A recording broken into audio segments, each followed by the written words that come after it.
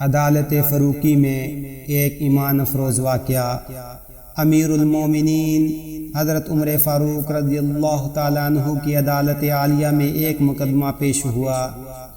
دو خوبصورت نوجوان ایک نوجوان کو پکڑ کر حاضر ہوئے اور فریاد کی، اے امیر المومنین، اس نوجوان نے ہمارے بوڑھے باپ کو قتل کر دیا ہے، اس ظالم قاتل سے ہمارا حق دلوائیے۔ آپ رضی اللہ تعالیٰ عنہ نے دعویٰ سننے کے بعد ملزم کی طرف دیکھا اور دریافت فرمایا کہ تو اپنی صفائی میں کیا کہتا ہے؟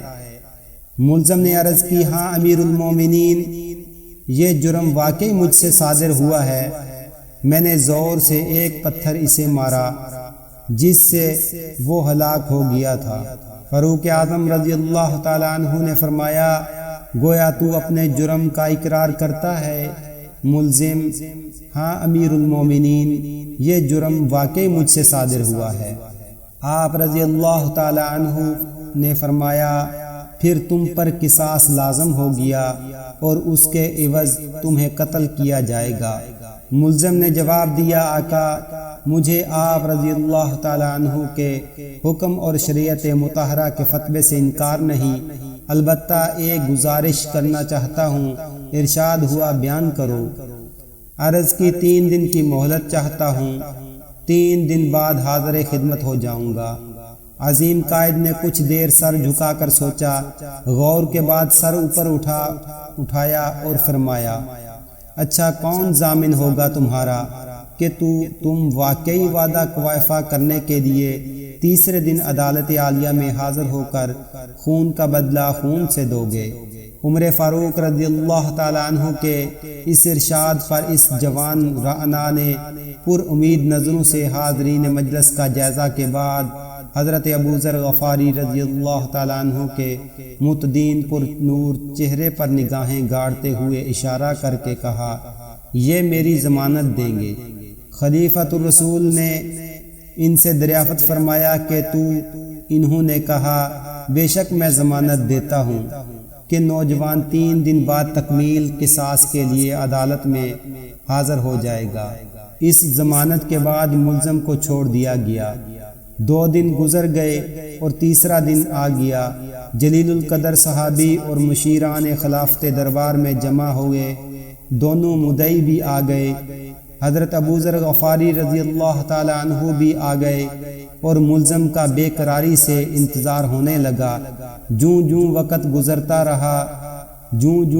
گزرتا جا رہا تھا، صحابہ کرام کا اضطراب بڑھتا جا رہا تھا، کیونکہ ملزم ابھی تک نہیں پہنچا تھا اور وقت قریب آ رہا تھا، اور اب صحابہ کو ابو ذر غفاری رضی اللہ تعالیٰ عنہ کی نسبت پریشانی ہونے لگی۔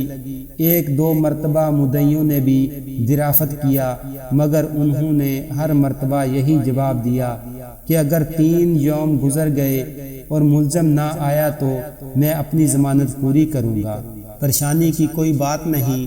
جب حاضرین پریشانی کی انتہا پر پہنچ گئے اور دہلا دینے والے انجام کے تصور سے سہم گئے کہ اچانک ایک طرف سے ملزم دربار میں حاضر ہوا۔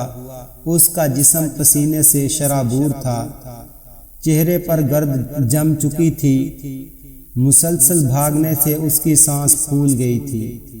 اس نے آتے ہی سلام کیا اور عرض کی، اللہ تعالیٰ کا جو حکم ہے بجا لایا جائے۔ امانت کی سپردگی۔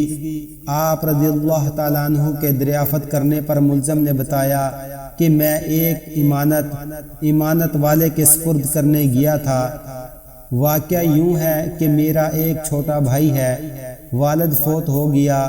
موت سے پہلے اس نے میرے پاس میرے چھوٹے بھائی کے لیے کچھ سونا رکھا تھا اور وصیت کی تھی کہ جب وہ جوان ہو جائے تو اس کے سپرد کر دینا۔